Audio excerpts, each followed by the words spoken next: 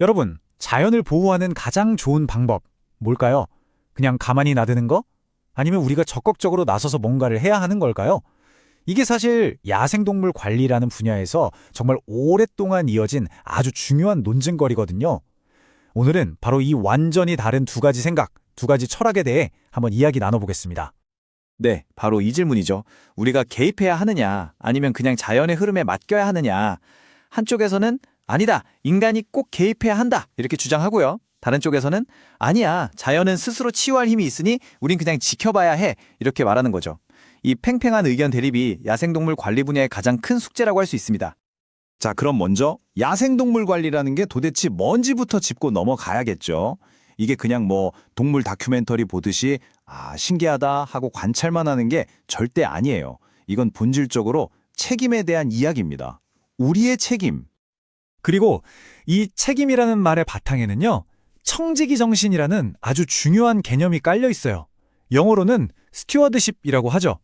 이게 무슨 뜻이냐면 우리가 이 자연의 주인이 아니라는 거예요. 우리는 그냥 잠시 맡아서 잘 돌보는 관리인이라는 거죠. 그래서 우리가 이 땅을 떠난 후에도 다음 세대를 위해서 자연을 건강하게 잘 보존해야 할 의무가 있다. 바로 이런 뜻입니다. 그런데 말이죠. 이 관리인으로서의 책임을 어떻게 다할 것인가? 바로 이 지점에서 우리는 아주 큰 갈림길에 서게 됩니다. 한쪽 길은 우리가 아주 적극적으로 개입하는 길이고요. 다른 한쪽 길은 한 발짝 물러서서 조용히 지켜보는 길이에요. 네, 바로 적극적 관리와 소극적 관리입니다. 이름만 들어도 감이 오시죠? 적극적 관리는 말 그대로 우리가 직접 나서서 동물의 수를 조절하거나 사는 환경을 바꿔주는 거예요.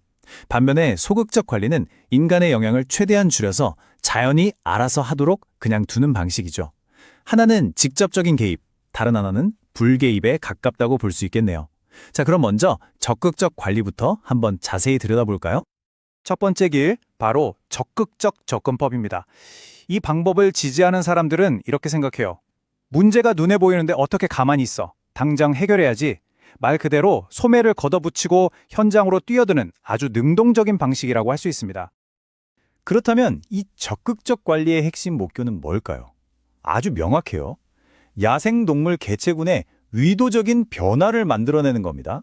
예를 들면 수가 너무 많아졌다? 그럼 줄이는 거고요. 반대로 너무 적어서 문제다? 그럼 늘리는 거죠. 이렇게 뚜렷한 목적을 가지고 직접 손을 대는 겁니다. 가장 대표적인 예를 한번 들어볼게요. 어느 숲에 사슴이 너무 많아져서 나무를 다 갉아먹고 숲이 망가지고 있다고 해봐요. 그럼 어떻게 할까요? 계획적인 사냥을 통해서 개체 수를 적정 수준으로 조절하는 거죠. 반대 경우도 있어요. 어떤 동물이 멸종 위기에 처했다면 더 안전한 곳으로 옮겨줘서 종을 보존하기도 합니다. 이게 바로 가장 직접적이고 대표적인 적극적 관리 방식이에요. 동물의 수만 조절하는 게 아니에요. 아예 동물들이 사는 집, 즉 서식지 자체를 바꾸기도 합니다. 예를 들어서 희귀한 새들이 잘 살 수 있도록 둥지를 틀기 좋은 나무를 일부러 심어주기도 하고요. 반대로 특정 포식자가 쉽게 접근하지 못하도록 지형을 바꾸는 식으로 서식 환경 자체에 직접 손을 대는 거죠. 때로는 이것보다 훨씬 더 섬세한 접근이 필요할 때도 있어요. 특히나 개체 수가 정말 얼마 남지 않았을 때 말이죠.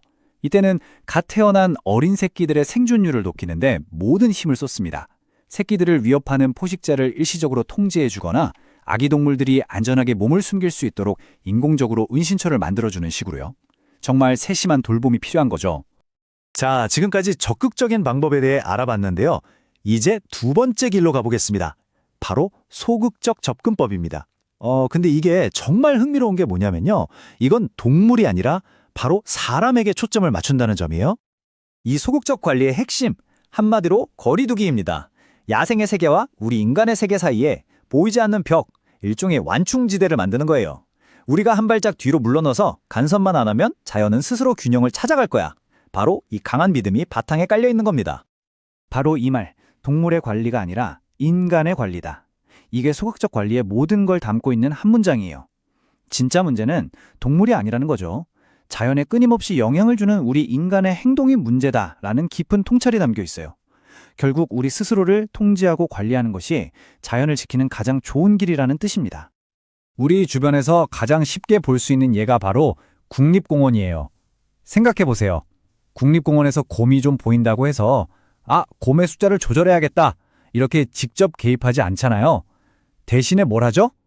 탐방객들한테 음식물 쓰레기 버리지 마세요. 정해진 등산로로만 다니세요.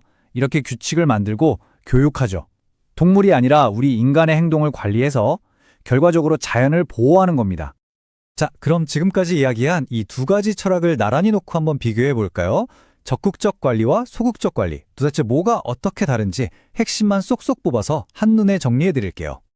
보시면 차이가 정말 명확하죠? 적극적 관리는 초점이 동물 그 자체에 맞춰져 있어요. 그래서 직접 개입을 하죠. 반면에 소극적 관리는 인간의 활동에 초점을 맞춥니다. 그래서 간접적으로 관리하는 거고요. 목표도 완전히 달라요. 적극적 관리는 우리가 원하는 어떤 특정 상태를 만들어내는 게 목표라면 소극적 관리는 그냥 외부 영향을 최소화하는 게 목표입니다. 쉽게 말해 늑대를 통제할 거냐, 등산객을 통제할 거냐 이렇게 접근법 자체가 180도 다른 겁니다. 이렇게 보니까 야생동물 관리라는 게 단순히 과학이나 기술의 문제만은 아닌 것 같아요. 그렇죠? 이건 정말 깊은 철학과 윤리의 문제입니다. 과연 어느 순간에 우리가 개입하는 것이 우리의 의무가 되는 걸까요? 그리고 또 어떤 상황에서는 그저 한 발 물러서서 지켜보는 것이 더 큰 지혜가 되는 걸까요? 사실 여기에 정답은 없습니다. 오늘 이야기를 들으신 여러분의 생각은 어떠신가요?